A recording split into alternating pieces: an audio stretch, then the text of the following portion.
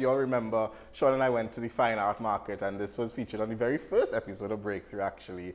And she was so kind enough to give us like an impromptu sort of interview there. But now she's joined with us in studio. Please welcome visual artist Jaiye. Good morning. Ooh, I like how you say my name. That was nice, Jaiye. I like that. I like that. Hello, everyone. How are you? How are you this morning? I am doing well. Okay, so good to have you. Well. Thank you. We have been trying this week after week, so I am glad I finally made it here. Yes, so we're going to get right into it. So first we're going to put the spotlight on you.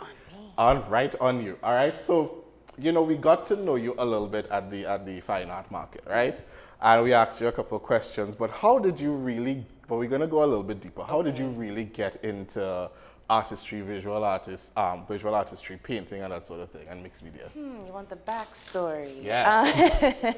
Well, I've always been a creative. I've always enjoyed using my hands, making things, being creative, even as a kid.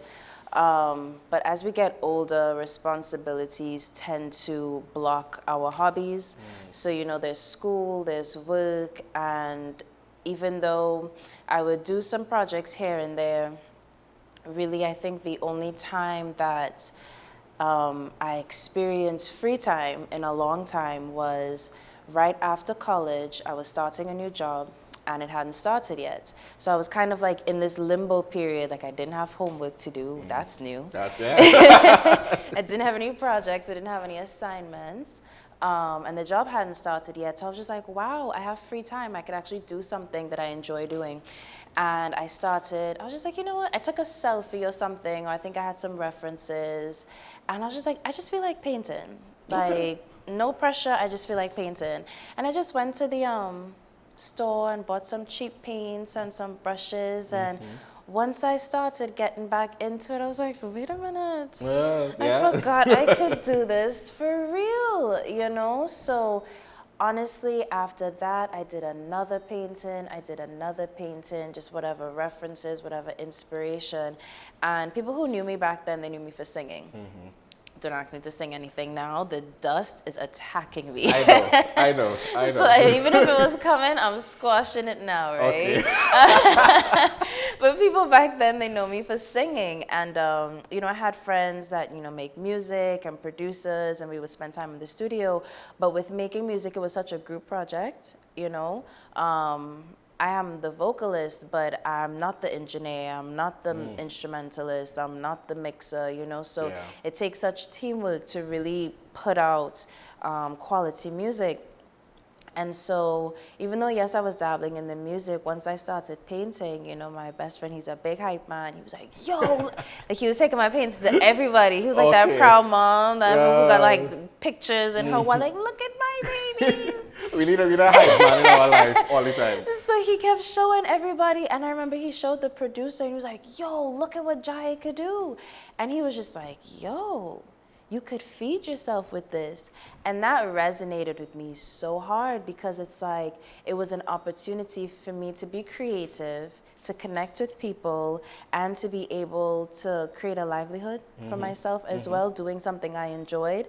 I went to school for business marketing and merchandising and you know, admin and all of just business in general. Right. And, you know, it can get boring when your business is to promote business. Okay. You know, Okay. so being able to pair the two together, where now my business can promote my artistry, and I can use the tools that I have in business to really propel my art and my creativity as a career, as well as an outlet to be creative. Okay, well, it's interesting that you mentioned what you studied, because now you have a registry. That's sort of a, you know, the TT Artist Registry, which is basically like, you know, I guess a community. Yes. How did that start, and what is it for any visual artists who may want to get in on it? Yes, lovely. So you know, a lot of moving around and transition and stuff, and additionally, I am an art hoarder. Okay. It's really hard for me to sell my artwork. I really hoard most of my pieces. And so it came to a point where I really didn't have much artwork for sale, but I had all of these platforms available. I have a website, I have, you know, social media platforms, I do promotion. And I wasn't really feeling fulfillment from promoting one art piece I have left in inventory, or you know, Okay. I don't really have anything for sale, I don't really have anything to put out there. So, you know, being so immersed in local artistry and our talent here, it was so like amazing to see how much talent there is here, Right. you know. And Oh, we actually have a few of your pieces. yes, I'm looking at that there. Yes, yes. So that's Wow, what- but I like the one that we just showed, the sunrise to sunset one. Yes. That is, how did you sort of decide to blend, how do you decide which colors you want to blend and stuff? Okay. Okay. So let me finish the first Okay, question and yeah, then go I'll ahead, segue. go ahead, Yes, yes. So no problem at all. We're talking. We're excited because I'm excited too.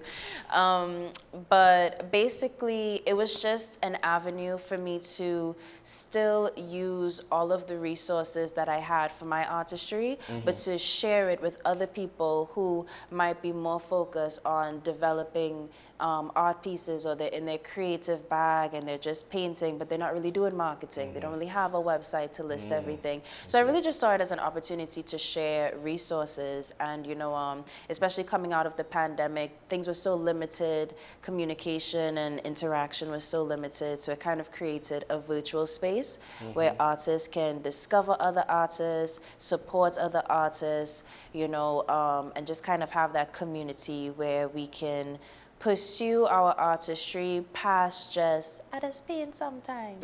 You know what I Right, mean? yeah. Now it could be like you have international clients, you know, participating in different galleries, we have store placements. So it's really just honestly just me sharing the resources that I use to propel my artistry with others. I see a hand, class. Yeah.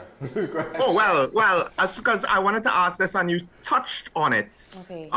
with regards to your background as an artist, because just the way how you speak, but also how you title your pieces made me, before you mentioned the fact that you sang or people would have known you as a singer before, it made me think that you obviously had some other, I guess, if not background, then interest in other artistic pursuits. So I guess it's a two-part question.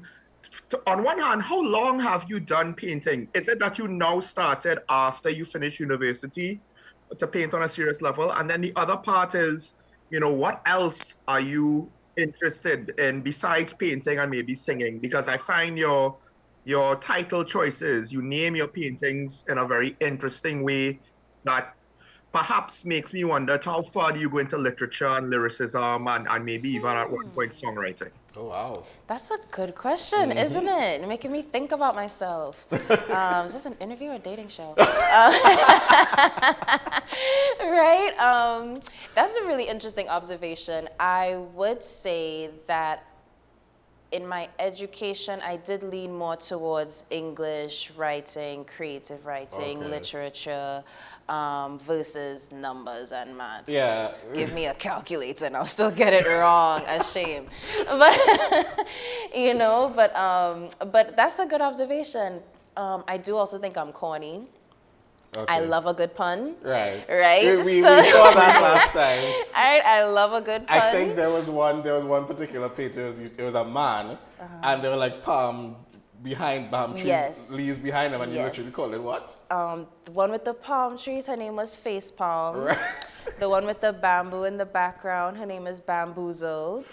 And the one with a bunch of vines, that one is Entanglement. Right. And it's a three-piece story. You're trying to figure out who related But to who. for people to understand, it wasn't just you had vines and it was literal entanglement. It was a relationship, It was a kind of relationship between the storyline, pieces, speaking yes. about really Yes. romantic entanglements.